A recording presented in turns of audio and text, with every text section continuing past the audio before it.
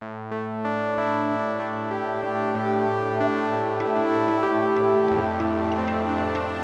Heidi and Chris, thanks for joining us today, along with my colleague James Lawler from Climate Now, to talk about Phoenix.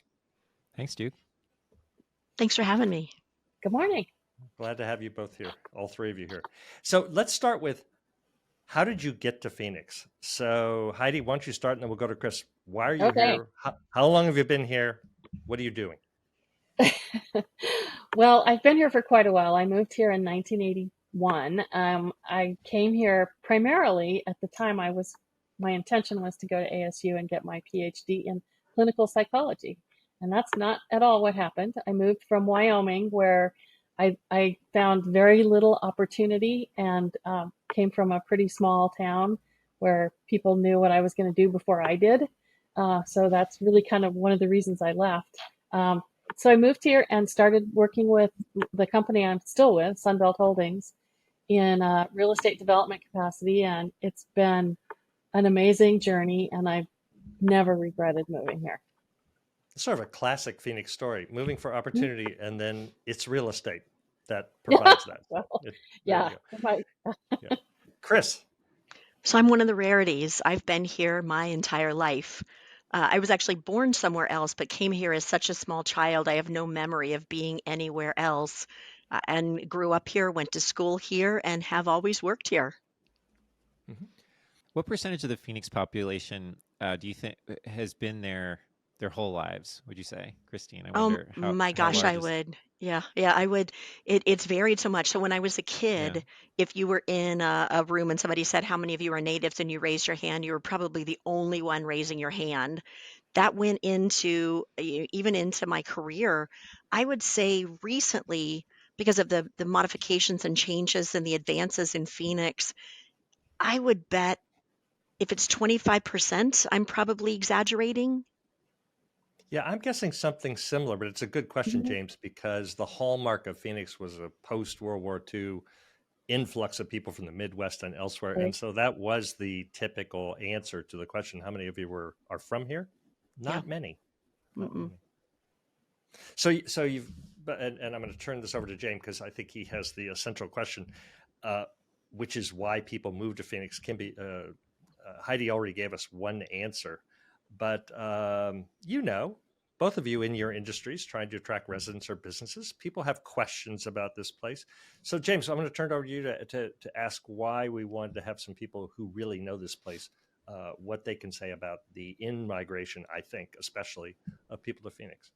Really, we as I'm sure, I mean, a lot of people were shocked this past summer looking, as we saw, I think, 53 days, I believe, over 110 degrees in Phoenix. And many of us, myself included, wondered, how can people live in that kind of heat for that duration, and under those conditions, why would people continue to move into the city given that those kinds of heat spells? And so we were asking ourselves that question and started talking to Duke, and here we are. So would love to hear how did you process those 53 days this year, and how do you think about that in the context of attracting additional residents and businesses to Phoenix?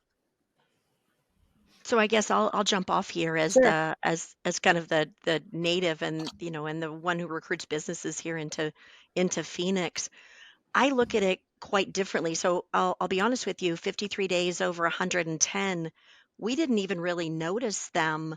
We go from our where we've always lived in a desert. We've always been in an arid climate. We've always been in a dry climate, and having been here for 60 years, it's really nothing different for us. It's been such a thoughtfully planned community. It's been such a thoughtfully planned city and state that I kind of ask the counterpart when people ask me, how do you live here when it's so hot? And I ask them, how do you live in some place where it's so cold and blizzarding, for 4 or 5 months out of the year? So I think it really is, it kind of depends on your perspective of where you live. So even when it's in our dead of summer, and our two hot months are July and August. And when you live in the dead of summer, we still can get out into our beautiful mountains to hike and work outside in the early mornings and in the evenings. It really doesn't change our lifestyle that much. We know for 60 days of the summer it's going to be hot, and we pay for 10 months of gorgeous. I agree with Chris. I think it's all really what you're used to. And if you're used to, living in a place where there's winter, you don't think twice about shoveling the snow on your sidewalks or putting on your snow tires or thinking about change when you're going somewhere. Here, we think about having water in our car. We think about shade. We just think about it in a different way. But in my perspective, I think it's requires less effort to live in a more temperate place than it does in a really place that gets a lot of cold. So, Got it. I so agree with Heidi. maybe building on that, you two sound like this is just what we manage. We've thought about it. We know how to build appropriately and all those kind of things. Nevertheless, and I've got a stack of them in front of me, you can find articles in all kinds of publications saying, boy, is it crispy out there. How do they manage? That's not sustainable. When those articles come out, wherever they might be, especially in the national press, because I don't think they know this place as intimately as you do, how do you absorb that? How do you process that where people are talking about the place as if it's not going to be here for that much longer, given what we hear about heat and maybe water as well? How do you process that? Almost as if it's uninhabitable. And I'll be honest with you, Duke, I've dealt with those conversations for 35 years of my career. But I'll tell you what, this was the year that we really came under attack Mm-hmm. by the national press, by our competition. And Yep. as an organization, we've tried to process what is it that caught everyone's attention this year? What is it that all of a sudden put us on the firing line? And I'll be honest, one of the things we can come to is the fact that we've seen a little too much success lately in according to our competition across the country. We've attracted companies that people think we shouldn't. We've drawn companies from other regions where they don't have a stable electrical environment, and they deal in hurricanes, and they deal in flooding, and they deal in flight delays because of weather challenges. So it's all we can come up with. When we look back at history, yeah, absolutely, I don't disagree. This was the most number of days that we've ever done, over 110. But what people seem to forget is we went the longest into the summer staying below 100 than we ever have in history. We went well into June, almost to the end of June, staying where it was still in the 70s at nighttime and not even 100 during the day. So that's all we can think of as to the reason we came under the firing line. Is I think people are thinking we're seeing a little too much success lately. I just I want think to add one. Well, go ahead, Heidi. I was just going to say, I think that's a great point, and I think that it sort of coincided with all of the news about the Colorado River and the water issues to kind of double down on making it sound like a really bad story. I also think we don't sell our climate and our lifestyle as much as we probably should. For residents, for people who are moving here, we certainly succeed on the tourism side, but it's a different matter when you're talking about recruiting people to come live here. Mm-hmm. But as I you know, was Duke, we've got 80,000 people a year who come to Phoenix to live. We're Yeah. not a net out migration. We have more people coming to Phoenix to live than people that are. There's a greater number of people leaving New York and Chicago than Mhm. coming to Phoenix to live. So we don't have the net out migration that you see in other markets. So clearly, people are voting with their feet and with their money and finding a great place that they want to be part of. Well, I was going to say when you describe the fact that you've had a lot of success, boy, have you lately, right? Yeah. People know about the $40 billion TSMC plant and other things. So clearly you're being successful in pitching this place as a place to set up a business, as a place to live, to operate. And I don't think I put down $40 billion unless I'm confident that things are going to work out here, that the heat issues, the water issues can be navigated. So when people decide to make that kind of a bet on this place, how are they portraying their confidence in your ability to deliver to some degree? So I think a lot of it has to do with the history of Phoenix. So when you look at the history of Phoenix, we are a different market. We've had a water master plan since 1942. We've increased our population since 1990 by 400,000 people, but we're using less water than we used in 1990. We're still using the same amount of water we used in 1959. We have 5 distinct sources of water in the city of Phoenix, not the Colorado that everyone's talking about of the concern, but Phoenix has been so well planned in its water long before drought was really that sexy thing to talk about, long before we were front and center on the Wall Street Journal or the Washington Post or the New York Times. So we have been so thoughtful in the way that we've planned the city and planned our water. We have to have a 100-year assured water supply before we are allowing a building permit to be pulled. And we've done that since 1980. That is a state mandate. We've done it since 1980, and it works well for us. I think when we can get in front of these tenants, when we get in front of these businesses and we share facts with them, not rhetoric in national press that's going to sell papers. When we present the facts and the way that Phoenix has been built, they really do understand because we're able to show them actual statistics and details and information and how much water we use of our capacity. And even if the Colorado were, God forbid, to ever go to dead pool, how we can still support in exactly the manner we have today because of how thoughtfully we've planned our water. Kind of the same with heat. They look at areas where you're shut down because of hurricanes or blizzards or icy roads or airplane or flooding or things, and they look at us and we can just sharing facts, just telling the actual story. James? Yeah, I'm curious, Christine. A lot of the data that you referenced is backward looking, right? We've had a lot of success historically at attracting businesses, attracting people, and I think one of the questions is we look forward into the future where, many projections show, under a 2-degree warming scenario, that the number of days over 100 degrees in Phoenix will probably be close to 130 days out of the year, so more than double the 53 that we had this past year. And I'm just wondering, like, do you think that's a problem, like, or can Phoenix just sort of run with the playbook that it's always run with and expect to achieve the same ongoing success that you've been able to achieve so far under sort of the conditions that are likely coming to the region? How do you think about that? So I think what's important to note is Phoenix doesn't run with the playbook it's always run with. We haven't in the past, we don't in the current, and we won't in the future.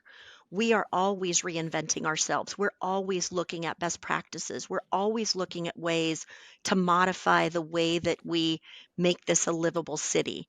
And I would argue that that's what's going to keep Phoenix successful. The fact that we don't rest on our laurels, the fact that we don't say, this is the way we've always done things. The fact that this is an innovative city that's always looking for solutions each and every day, whether it's cool pavement, whether it's planting more trees, whether it's storing more groundwater, whether it's looking at advanced water recycling, as we're looking at ways we're the only big city in the country that has an office of heat mitigation. And that's to look at exactly what you're talking about. You're forward looking in your data and statistics saying this is what people are projecting will happen. Those projections, as you look back in history, have been projected to happen for decades and decades and decades, and they've not happened. And the reason that they've not happened is because we're always working towards innovation to change the outcomes, that the trajectory that we think of where Phoenix needs to go. Mm-hmm. And I'm wondering if you could share a little bit more about the water, there have been, as you noted earlier, there have been a lot of stories about Colorado River and sort of snapping up of water rights, to irrigate the continued expansion of Phoenix communities or Phoenix adjacent communities. I'm wondering if you could speak about that planning. In how is Phoenix currently approaching water planning, and how might that change as we look forward to a drier future? So I always like to start off when, as you can imagine, I travel around the globe, and the first question people ask me is, "What's water like in Phoenix?" That's when you're in a desert. That's a natural question that's come into play since the 1850s, is how are you going to find water? And so, I always like to tell people in Phoenix, whiskey's for drinking and water's for fighting. It's kind of the old Wild West mentality of thinking about water. But on the water master planning that we do, we have an incredibly smart water resources team here in the city of Phoenix. And they're always looking for ways to advance the amount of water we have, or the access to water that we have, or in bringing in technologies that lower our water resources. When you look at, you go back to the 1960s when they were building Bartlett Dam, and the federal government actually ran out of money in building Bartlett Dam, and they came to Big Brother Phoenix and they said, "Could we borrow enough money to finish the Bartlett Dam, and we'll pay you interest for your money?" And Phoenix said, "We'll loan you the money, but we don't want money back and we don't want interest. We want the wet water that's going to be behind the dam."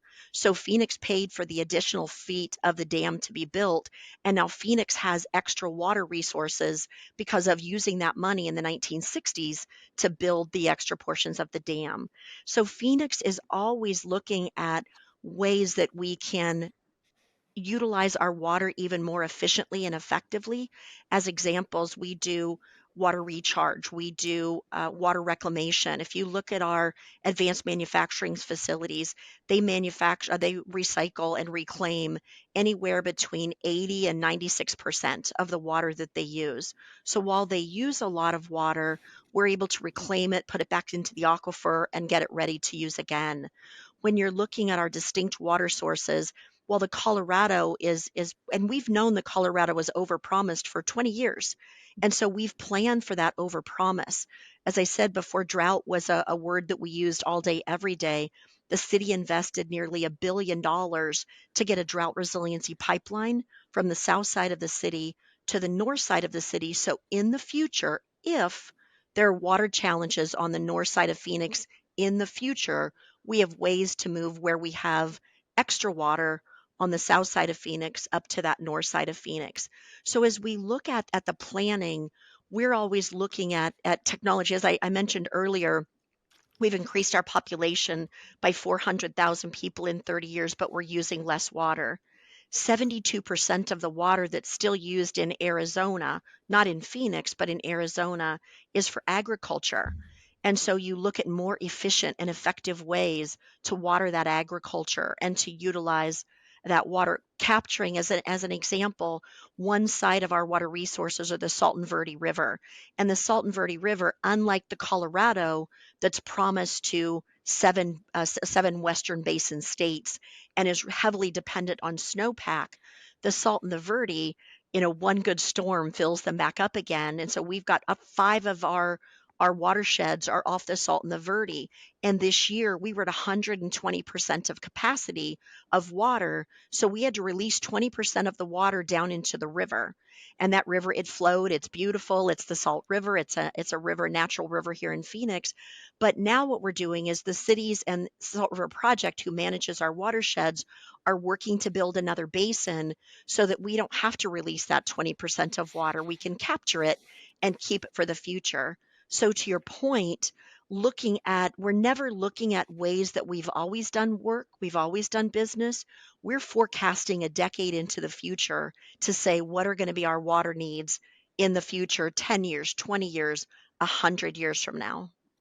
So Heidi, adding on to what Chris is talking about, obviously development has been the coin of the realm in Phoenix for quite some time, and that requires more water and thoughtful planning. And one of the things that Phoenix is noted for is its expansive footprint.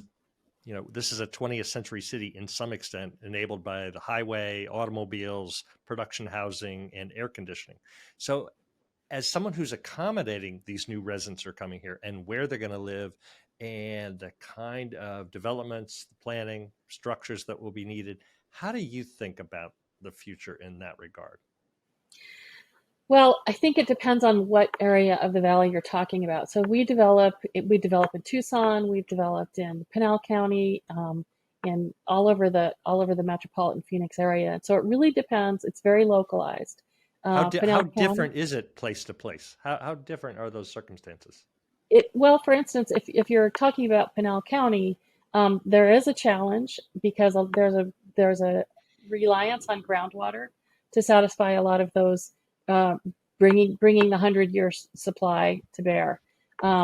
What has happened is it's caused a lot of agriculture to be retired in order to accommodate that.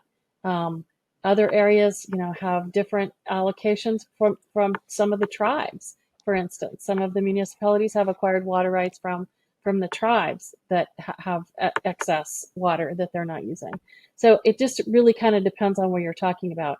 We don't develop very often outside a municipality that has an assured water supply because it is difficult to satisfy that 100-year requirement. But so we really focus on municipalities that already have that supply. I We think have. Go the ahead, please. governor and her water council were just talking about that this week, right? Making sure that if you are outside of those Yes. AMA or places that really track their water, we've got to put at least, if not the brakes on that, some intense scrutiny of where people are going to build and how they can be assured that they really are going to have water. Well, and there's also a buyer beware issue there because if you're buying in an area that is, for instance, Rio Verde, the problems that they had with the wildcat subdivisions that weren't required to prove to the buyer that they had the supply, and then their supply was disappeared. So they've solved that problem, I think, going forward. But I think it calls upon the legislature and the government to look at the state as a whole in providing those AMAs and requiring the AMAs. I'm sure the Rio Verde story, where people were on television nationally or in the news, hey, I have a house here, there is no more water. And while it's a very small development done in a particular way, not the way that you would do it, it gets headlines that probably in some people's minds stand for the whole, right? Absolutely. Oh, Phoenix is drying up. Absolutely. So I'm sure you both have had to respond to that particular story, even if people didn't know where it was or what it was all Yeah. about. I Definitely. would say more than any other water story of my career, the Rio Verde was the one that we had to respond to. I even had my own team members' families who live outside of Arizona calling and asking them if they were going to sell their house in Phoenix and move since we had no water left. And what Just for, anybody I'm so sorry to interrupt you, Christine, but just for folks who are not in Phoenix, would you mind just telling that story? Right. What exactly happened there? And I'm sorry Sure, if that's what you were about to do, but No, absolutely happy to do that. So you have municipalities all over Arizona. There's cities, they're incorporated areas that have their own water departments, their own sewer departments, their own trash departments, things like that. We have, as Heidi mentioned, we have what are called wildcat subdivisions, and these wildcat subdivisions, a developer will buy, let's make up a number, 100 acres of land that's outside of any city. It has no assured water supply. It has no trash pickup. It has no fire department. It has no police department. It has no anything of the sort. And then they will sell lots for people to build their homes on. When people build their lots, they actually have to sign a deed that says that they understand that there are no water rights that go along with these particular houses. In this instance, the city of Scottsdale, for the past number of years, it's a number of miles outside the city of Scottsdale. The city of Scottsdale had been providing them their water to be able to use in that area. The city of Scottsdale noticed them several years ago that they were no longer going to be able to, they were getting closer to build out, they were getting closer to where they needed to focus on their own water master plan, and they weren't going to be providing them water any longer. And that was several years ago. It wasn't overnight. It was several years ago. And that's what started the community members of Rio Verde couldn't find another water source. And so they went to their state legislators and started to demand that water be provided to an area that no city had planned to provide water to.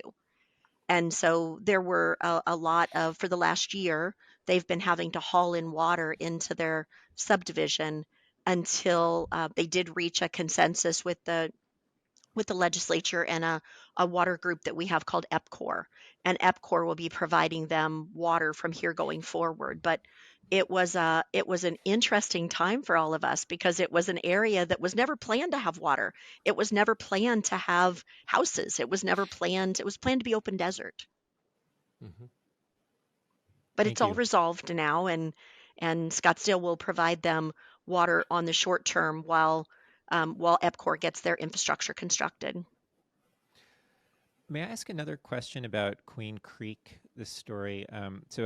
We read a story in Bloomberg, which I believe came out in June of 2023. So this earlier this year, and it described the and I know that you'll be much more familiar with the intricacies here than I am. So, but essentially, the story describes Queen Creek's efforts to secure water rights from a farm about 200 miles away, which has access to a river, and essentially that concerned a number of the other farms along that same river, and uh, connected adjacent communities that as farms like the one that sold their rights to Queen Creek start to sell, the price of water will increase and it will be harder for sort of those communities to sustain. So you have what might be a viable model for Phoenix or and its communities, but that's ultimately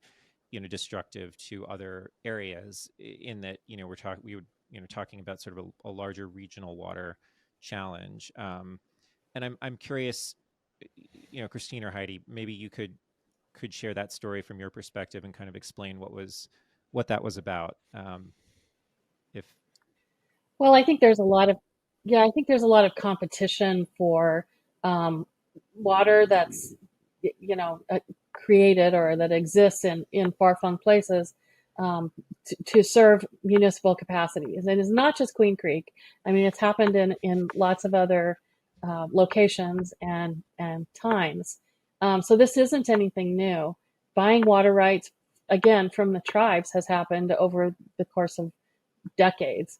Um, and Queen Creek also bought water rights from the Gila River Indian community, uh, to serve their future growth needs. So it's nothing that's new. I think a lot what's happened is because of the focus on scarcity and because of the large farms that are using a lot of water, I think there's more attention on these types of arrangements. And so I guess it's not unusual. The thing that's unusual about it is the time in which it's happened and the other events around it that are creating a sense of scarcity.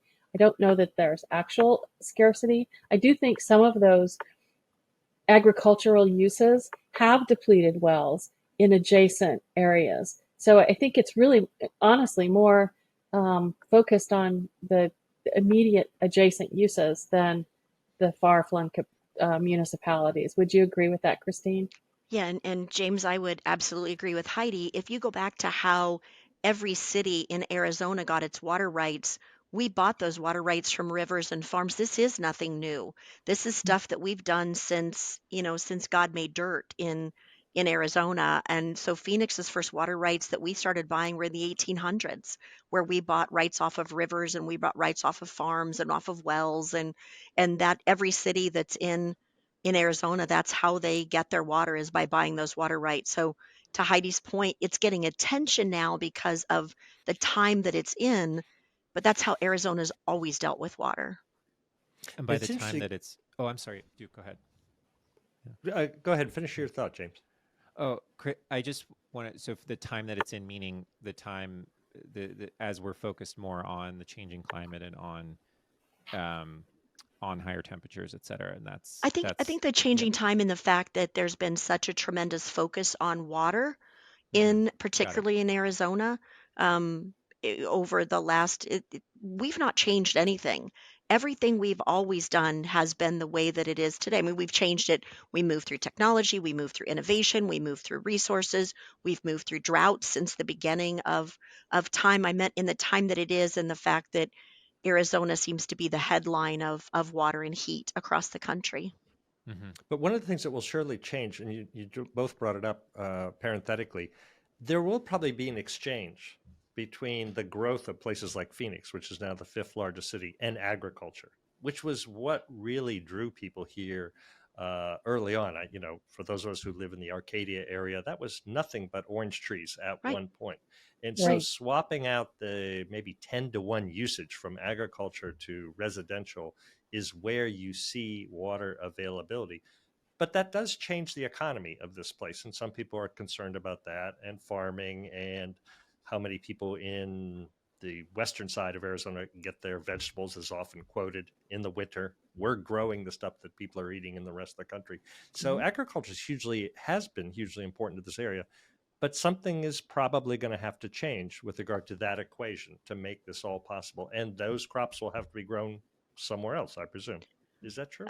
I would say not necessarily. Okay. So the same way, and I would agree with you that, if you look at Yuma as an example, 72% of the country's romaine lettuce comes from Yuma in the winter. It's where it comes from. I've spent my career helping farms find other locations. I grew up here. Everything was dirt roads, and you were late for work because people were driving their sheep across major highways, and that was what it was. My career has been spent on helping farms find other locations, or retiring farms, and they become very wealthy because they sell their land and things. But I would say I would disagree that it is necessarily that farms will have to go away to another location. When you look at the 26 farms that are still in South Phoenix, we have an agri-tech team that works with them as they're working on innovation to be able to use water more efficiently and more wisely. There is a place called Spaces where they here in South Phoenix, where they test the fact that you don't necessarily need to use the amount of water you're using to be able to grow the same crops. As we look at those opportunities, I think that's where Arizona will remain a leader in agriculture, just without it being 72% of the water use. It's how do you just use it more efficiently? Were Right. there How do any you avoid that evaporation? Hmm. Right. Exactly. were Exactly. there any impacts this past summer from that stretch of heat to agricultural output in the Phoenix area? Well, unfortunately, we lost a lot of trees, um, and that's very sad to see. And even saguaros were subject to uh, stress because of the heat. So the desert has to adapt just like we do. In my own backyard, I've seen progression from what I can grow in the 20 years that I've lived there. So yeah, I mean, it definitely creates the need for resiliency in people and plants and trees and animals. But Which James, is I Sure. think interesting. we're seeing that all over the country. I mean, you read Yep. articles today about the Mississippi's experiencing drought, and areas where we've not seen drought before. And I think Heidi makes such a great statement. It's part of the adaptation that we all need to make across the globe, as things are changing across the globe, to let these places remain great places to live as we adapt. It's Yeah. interesting that I think you said that earlier, Chris, with regard to the Office of Heat Mitigation.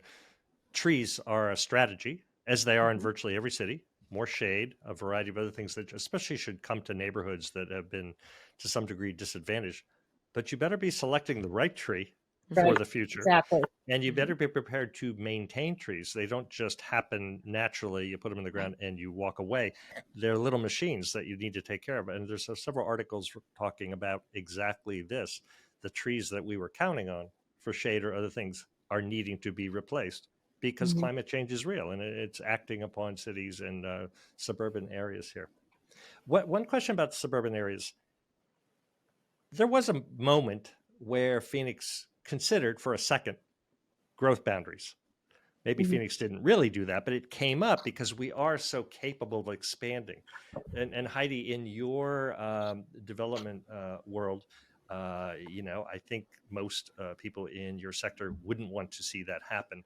But it is harder to get that water that Chris helps to manage out to those places and other things. Talk about the land use here, the infrastructure required to sustain it, and whether we will keep expanding the way that we have. Do you think we will? I do. I think we will, but I think that we have to be thinking a lot differently about how we finance the kind of infrastructure that's required to grow. I also think just by virtue of the fact that it's because that infrastructure is so expensive and because we have such a housing shortage, I think people are rethinking density in ways that we didn't really anticipate. And one thing we really need to be smarter about is sort of controlling the NIMBYism that prevents us from developing more density within suburban cores as well as urban cores. We are seeing, for instance, in North Phoenix, as a result, not only of TSMC, but just because of the beautiful landscape and the viability of living up there, closer to hiking trails and nature and the Sonoran Desert Preserve. We're seeing a lot of interest up there. There's a lot of multifamily going on.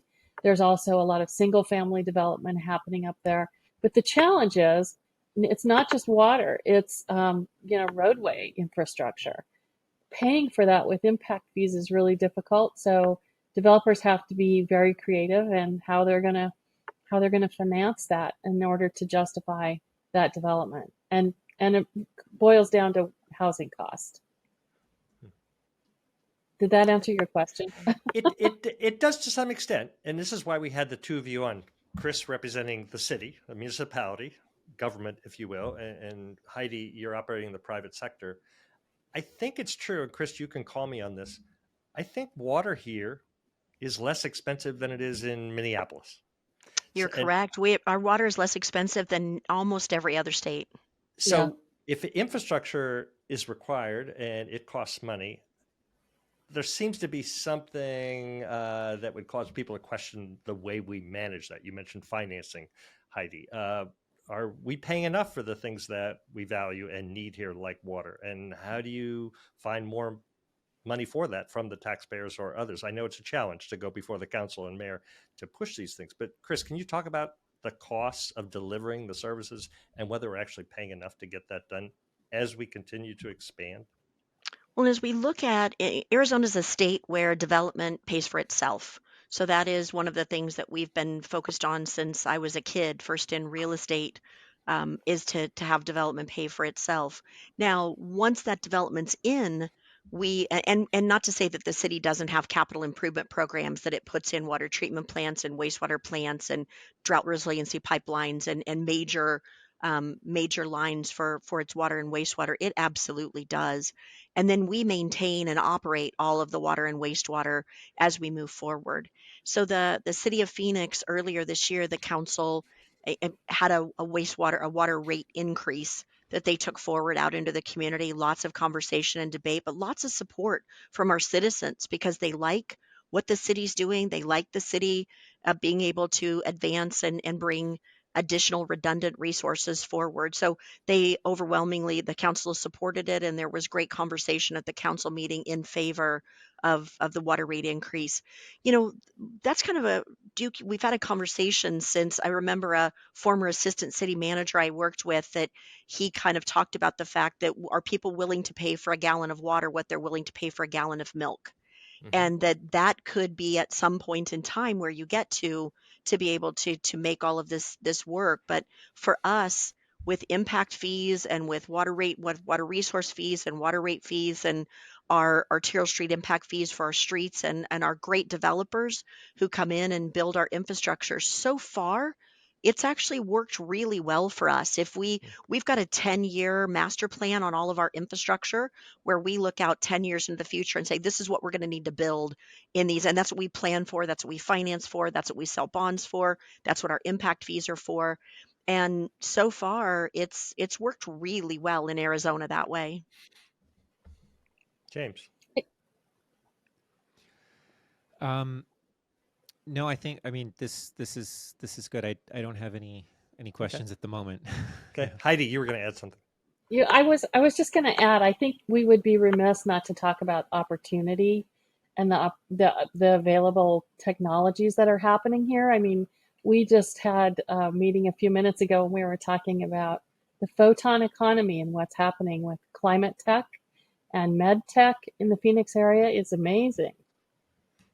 I think Mhm. that will serve to really enhance our growth for a long time to come in partnership with partners like ASU so a lot of the technology companies that are already here. I think the opportunities for really advancing these segments of our economy are just unlimited. And Heidi, does as someone whose career has really depended on people moving right to the region, does the prospect of over 100 days of temperatures over 100 degrees, I mean, does that scare you in any way, or does it worry you, or does it really not phase you in the way that Christine described? It's people from the outside just don't understand that in Phoenix it's par for the course. It's not troubling in the least. I think we'd be kidding ourselves if we said people don't think twice about the heat and the effect that it might have on their lifestyles. But I think you really do have to balance it against what are you used to dealing with where you are now, Right. and the fact that we don't have a lot of the hurricanes and natural disasters and ice and snow and floods and all of those things that affect so many parts of our country. I think that makes a really good point. Um, Frankly, I worry more about social justice and those kinds of impacts here than I do about the weather or about water for that matter. Say more about that. What are the impacts that you're referring Well, to? I think we've seen people moving across the country for political reasons and because the state where they happen to live is just too conservative or too liberal or too something, right? I think we're seeing. My guess is we're seeing more people move for that reason than we are for climate or other environmental related reasons. Hmm. That's just a guess, but anecdotally, that's what I hear from people that I know that are moving for one reason or another. And that has been at times, Chris, a factor for you, what goes on in the state house or elsewhere, which, however impactful it might be, the message maybe is more powerful than the reality. And sometimes we can be portrayed as in a certain way towards immigrants or others. And so that's part of your job, right? To address that as best you can. It Not to deny absolutely it, but is. Yeah. address it. No, and that's kind of that's where we live is we hit it head on. We provide facts. We provide real information about what's happening in our market. To your point, years ago we had an issue with our sheriff and immigration that caused us to lose some tourism business, but a governor came forward after that and set everything straight. It's getting the messages out that to Heidi's point is that it's not. This is as it does in no state does the state representatives or the mindset of some of the elected officials represent who Arizona truly is. We're innovative, we're collaborative, we work together, we're accepting, we're diversified, we love where we live and what we do. And so I think always being able to share the real message about Arizona and how collaborative we really are. And when we have companies here, and as you know, we've got them coming in on a daily basis from around the globe looking at, is this a good place for us to make an expansion decision? That is probably the single most thing that they say to me when they leave is, it is crazy how collaborative everybody is. Everybody here actually works together. And I think to James's point is we're a society that was built in a desert. We're a society that's needed to work together since the dawn of time, and always have and will going forward. So part of, again, of just what makes it such a great place to live is our, and why people are voting to move here, is people actually like each other and want you here, and you don't have to be from, your granddad didn't have to go to PS 483, and you didn't have to be part of some organization to be able to advance in the government, or to be able to be a part of a neighborhood change, or to be part of a community organization.